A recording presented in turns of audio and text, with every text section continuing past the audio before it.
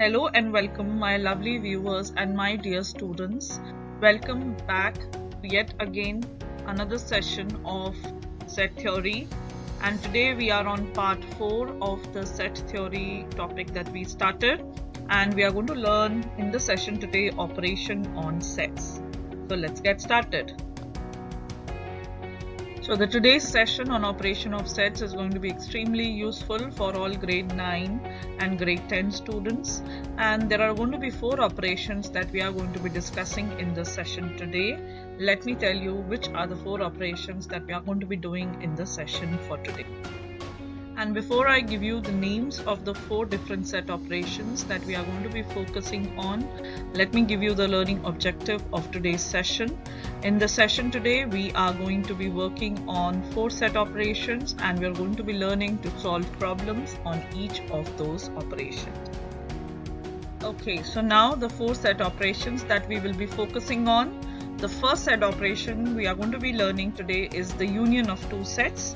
How we calculate that union, we are going to learn that, and then we are going to move to intersection of 2 sets. Then how do we find the complement of a set, that will be the third operation. And finally the fourth and the last operation that we are going to look in the session today is how to find the difference of sets. Okay, and before we go on in understanding these 4 set operations one by one in detail, let me just want you to recall a Venn diagram. So take a minute. If you want to pause the video, you can think about a Venn diagram, what it is and what does it represent.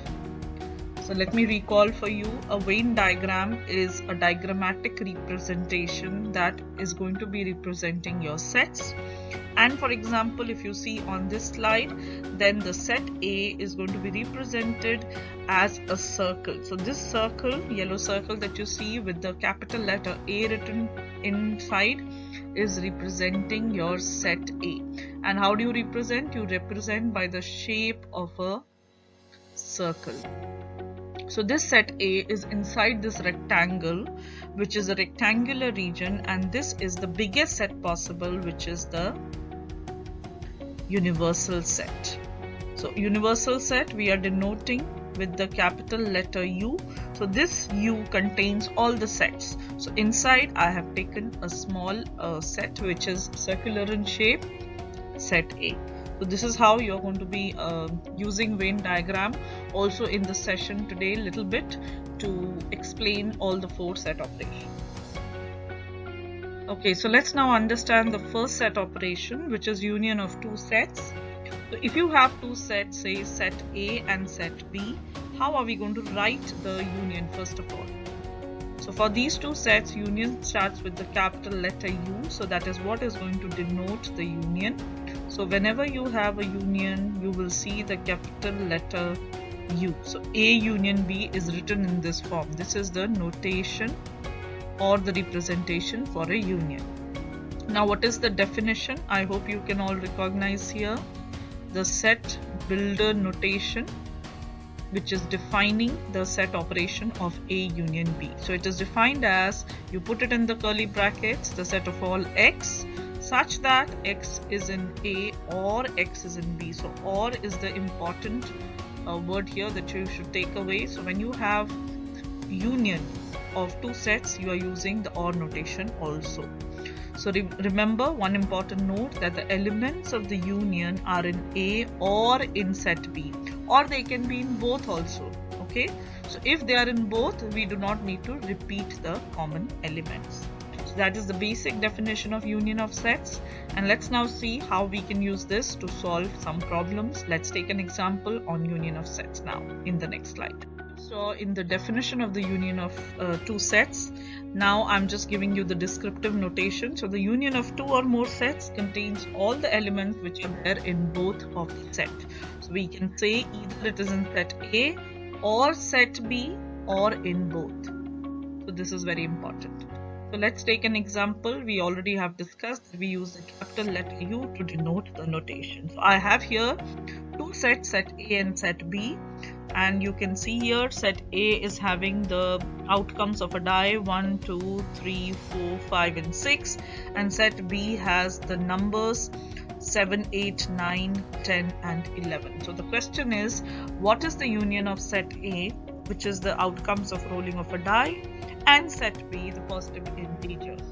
So first of all, we write all the elements of the two set like this. As you can see, this is the roster method or the roster notation or the list method. So I will just write roster notation. Here we've actually just listed all the elements of set A and set B with commas. Okay, so now we need to do the union. So that means we need to select those elements which are either in set A or in set B or in both of them. So that means we just need to add up all the elements here. So I have 1, 2, 3, 4, 5 and 6 coming from set A, the first set, and then I have from there after 6, 7, 8, 9, 10 and 11 coming from set B. So for writing A union B, which is the combined part here of all the elements which are in set A and set B, or set B or in both. So we have just added the all elements. So that was one example on union. Okay, so how does your union of two sets look graphically, or how do you can say it in the form of a diagram? So the Venn diagram for union of two sets is something which looks like this, and we are taking the Venn diagram from the basic definition which we saw in the set builder notation. So the union of two sets A and B is A union B equal to the set of all X such that X belongs to A or X belongs to B. So this is an inclusive notation. So you are having here set A, you are having here set B, and for A union B, I will just highlight here, we are taking all the elements. So I have this set also and I have the other set. So basically your A union B is the combined part. You have everything which are in the two sets. Okay, so let's now solve few more questions on union of sets just to check your understanding. So I have for A part two sets. This has set A has 7, 8, 9, 10, 11, 5 elements. Set B has 6, 8, 10 and 12 elements. Now remember, when we are writing the union, if there is some common element, then we don't repeat it. So therefore the union of these two sets, if this one is A, this one is B, then your A union B is going to be in roster form. 6, 7, 8 is repeated, so I don't put it two times, I just put it one time. Then 9 and 10 is also repeated, but we don't put it two times, we just put it one time. Similarly 11 and then 12. So 6, 7, 8, 9, 10, 11 and 12. That's your union. Try the B and C part now. I will give you a minute. You may pause the video and then you may check your answers. Okay, so I'm sure for B part you have got your answer for the union as 1, then 2, then 3, 4, 5, 6, 7, 8 and 9. So there are no common elements. So basically you just add them all up, put all the elements together here, and what you get as A union B for the B part has all the elements in both the sets. Okay, finally the C part, which is a little tricky. So you have to say what is the union of this set having 5 elements, 1, 3, 5, 7 and 9, and your empty set. So because empty set does not have any element, so therefore the same set A, that is what you are going to get for the union. So from this part, from the C part, it was a little tricky one. You should note that if you are having any set A and you are taking its union with the empty set, then the union will come out to be the same set A, because empty set does not have any elements, so it is not going to really affect the union, and all the elements which were there in the original set, like in this part 1, 3, 5, 7 and 9, are going to be repeated here. So that is some examples on union of set. Okay, so before I explain you what is intersection of two sets, let me ask you, what do you mean by intersection? Think about it, and I'm sure you will say that if two or more things are meeting at a point, that is intersection. So in a similar way, when an element of a set belongs to two or more sets, we say the sets will intersect. So the intersection here of two sets A and B is denoted by this notation. So for intersection, the way you write it is in the form of an inverted U. So you write it in this way, okay? So A intersection B is equal to, in set builder form, again we are writing the definition. So the set builder notation tells you that it is the set of all x such that x is in A and x is in B. So this and is very important. As an example, if I may just explain you, the set A is this, the set B is this, then your intersection will have the elements which are in A also and which are in B also. That means you are going to take the common element. So let's mark here the common element. So 1 is there in A, 1 is there in B, and 3 is also a common element, as you can see, and finally the last one is 5. So that tells you that your A intersection B is going to be having 3 elements. In fact, those are the common elements which are present in both the sets.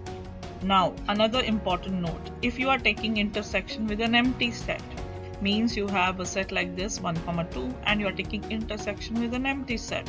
So it will always come out to be empty, because your empty set by definition does not have any element. It's empty, right? So that's why you say that any set intersection with the empty set would always give you the empty set itself. So that's about intersection. Let's take examples now.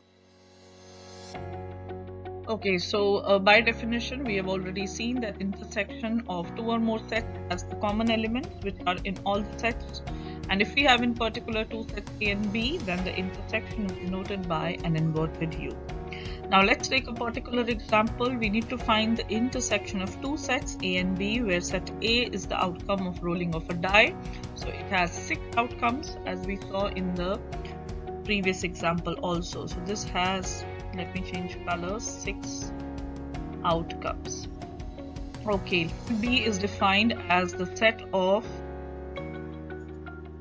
all positive integers between 4 and 9, and these are inclusive, so that means 4 and 9 is also going to be a part of the element of set B. So again, your set B also has 6 elements, and now we need to find the intersection of A and B. So that means we need to take the common part, and all of you can easily find that common part as 4, 5 and 6. And if we want to draw a Venn diagram to represent the intersection, then this is going to be the 3 common elements. So that is how you are denoting your A intersection B, or finding the intersection of two sets.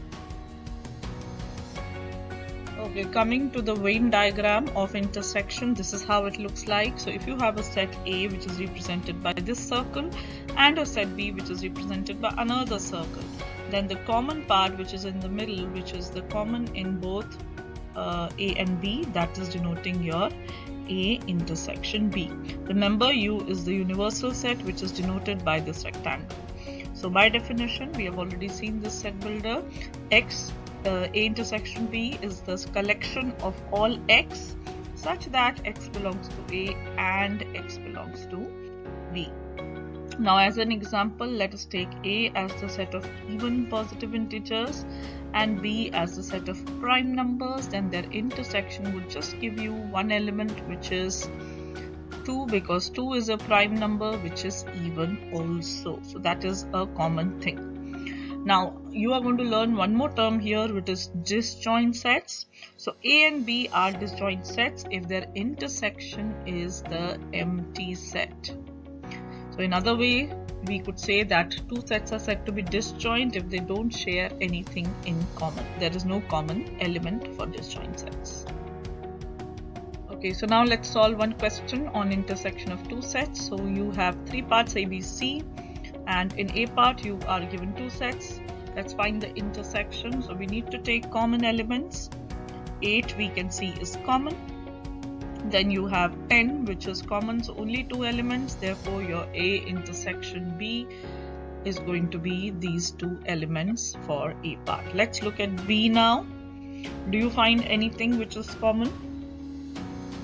There's nothing common, so we can say these are empty, or this B part is an example of disjoint sets. So they share nothing at all in common. Last part, C part, where you are taking your intersection with the empty set, and as already explained in a previous note, if you have your intersection or you're taking common element with the empty set, then it is bound to be giving you the empty set only. Okay, so coming from the intersection topic, now let's quickly summarize about the disjoint sets. So their definition is that they are two or more sets which have no elements in common, therefore their intersection is going to be again an empty set. For example, if I take these two sets A and B, where set A is denoting the 3D shapes with a curved surface, so they are like your sphere, your cone and your cylinder, as you can see here, the three solids which are given to you, or the 3D shapes with the curved surface. Set B is the set of all polyhedrons. So polyhedrons means they don't have any curved surface, they have straight edges or lateral faces or lateral sides. Okay, so this is the set B, the set of all polyhedrons. And as you can see from the images as well, that there is nothing that they share which is common, so their intersection is going to be just the empty set. So these two are an example of disjoint sets. Remember, disjoint sets doesn't have anything in common, and that's why their intersection comes out to be the empty set. Let's look at the third set operation now, which is complement of a set. So the complement of a set A is denoted by A complement. So you put an A and you put a prime symbol on top, or you can also write it as A with the power C. So that denotes your complement. Now what is this set defined as? So set of complement is A complement is equal to the set of all X such that X is not in set A. Now let me explain this to you with the Venn diagram. So this is my, first of all, the universal set. So I put it in the rectangle form.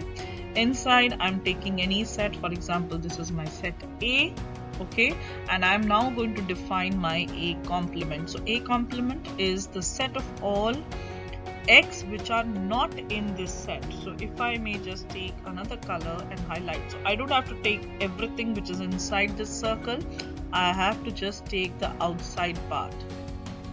So can I say my A complement is going to be this shaded area?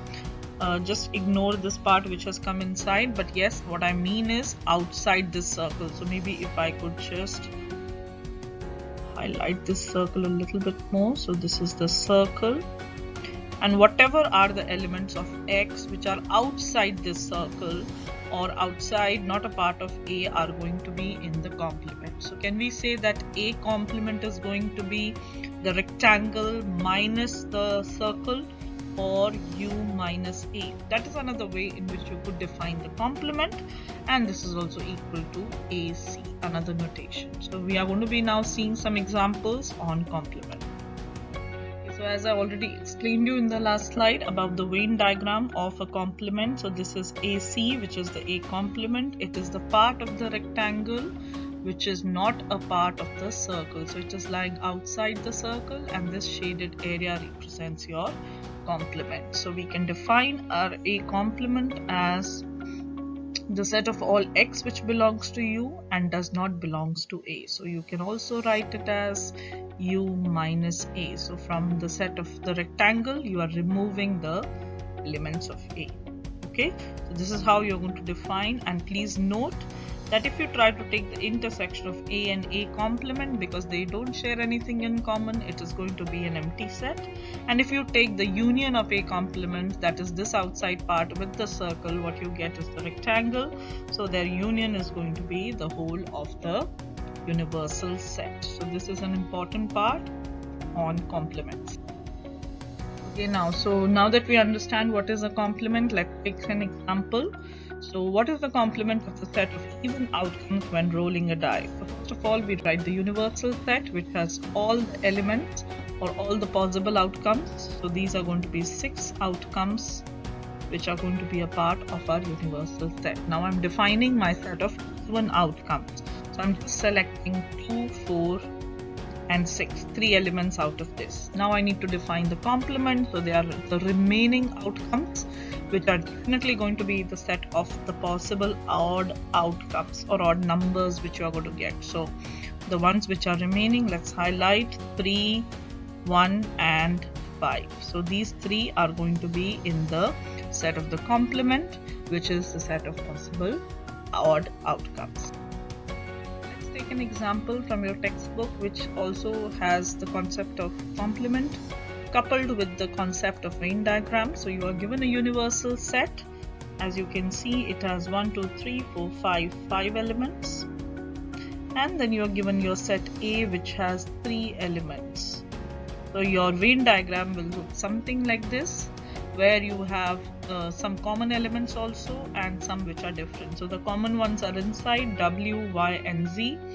V and X are outside in the rectangle. Now we first need to define what is A complement.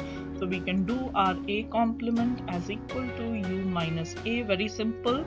So from these 5, we remove the 3 and what you are left with are the remaining 2, V and X, which are outside the circle. So that's your first part, which also shows the Venn diagram. If you want to highlight or shade the area, you may just do it in this way. So you have highlighted the outside part, the circle which is inside the rectangle. That is A part done. Now B part, what is the complement of the universal set for the given situation? So if you want to take complement of the universal set, now you know universal set by definition is the set which has all the elements. So if we take its complement, that means there is no element which is left. So we could just say that there are no elements in a universal set that are not in the universal set.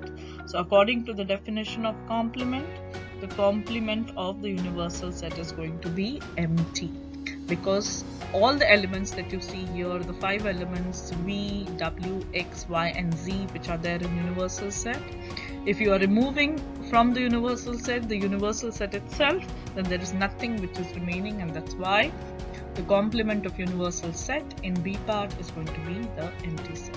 Okay, so now just to check your understanding, I've given you a problem here which I want you to try yourself. Please solve it as a part of your homework and put in your answers in the comment section. I will check it for you and let you know whether it is correct or not.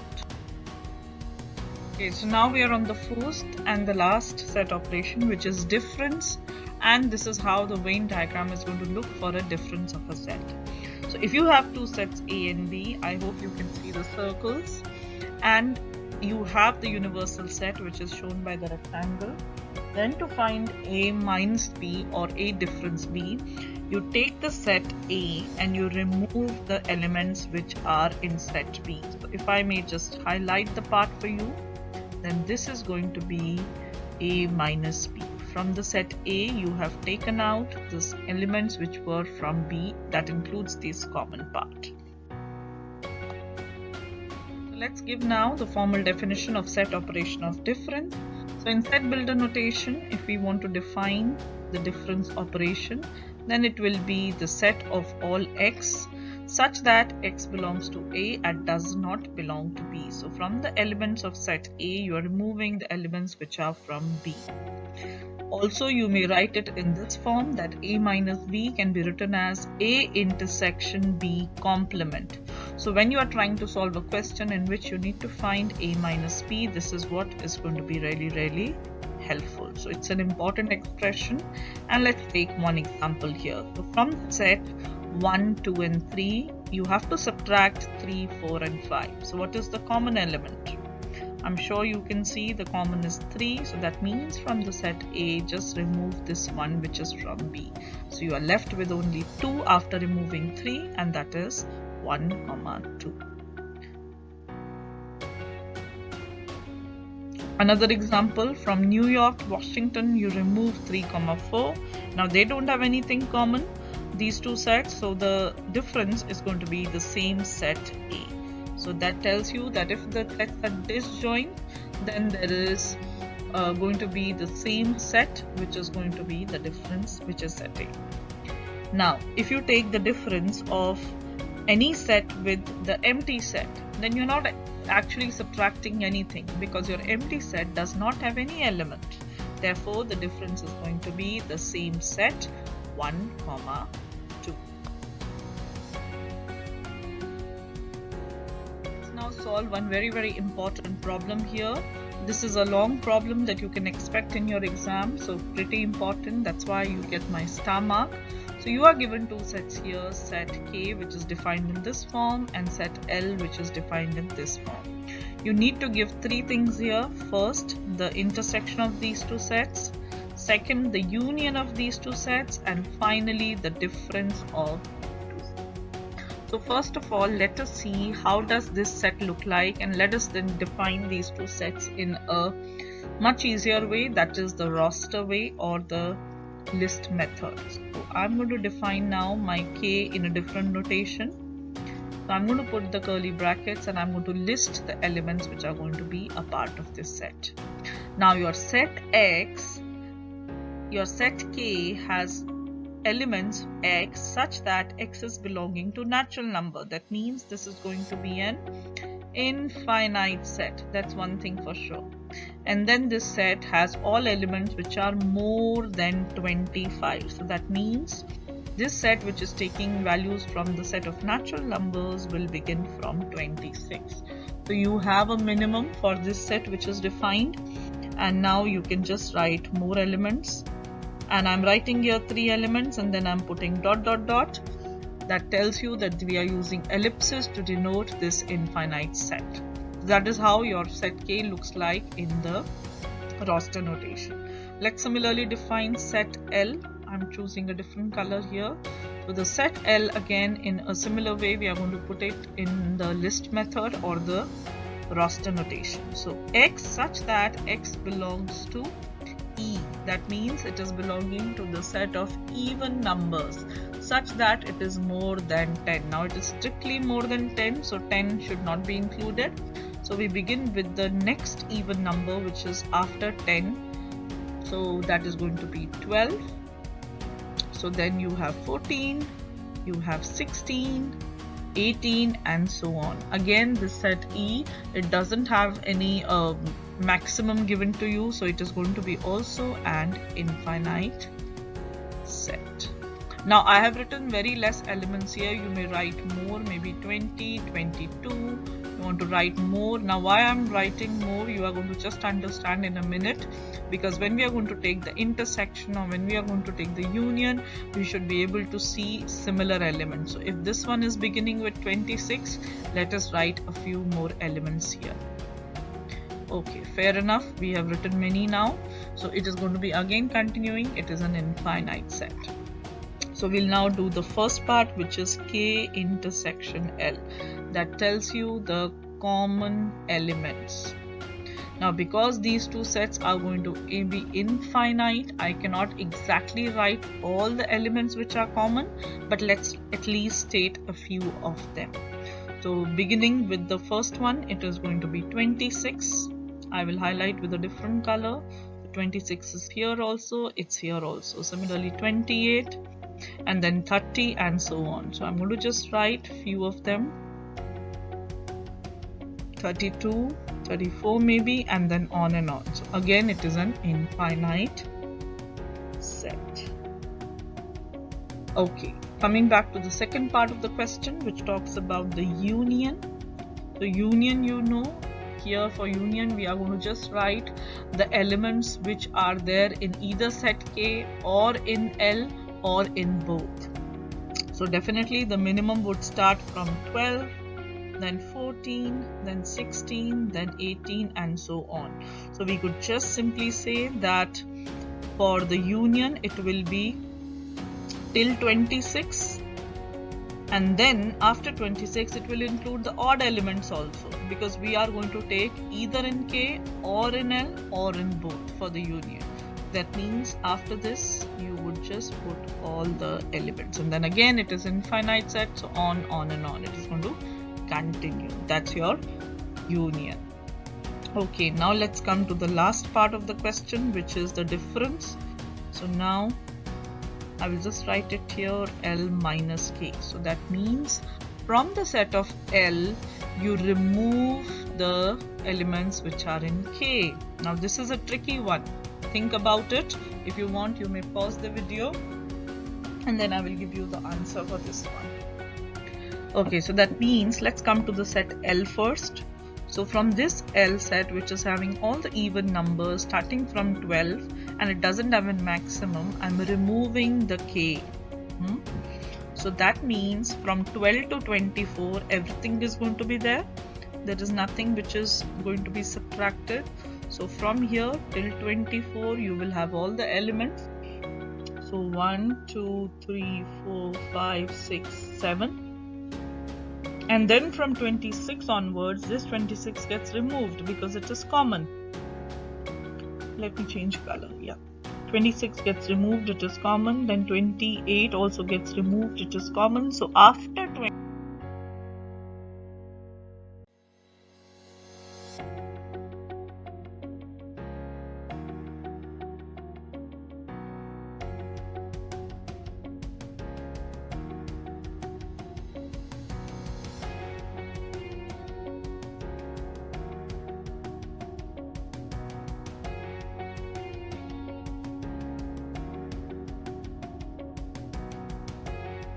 so let's summarize this lesson for today. So in the session today we did 4 set operations and we also saw how their weighing diagrams are going to look like. So this is your set A, this is your set B, and the complement of A is when you just remove from the universal set the elements of the set inside the circle, so you get everything which is outside.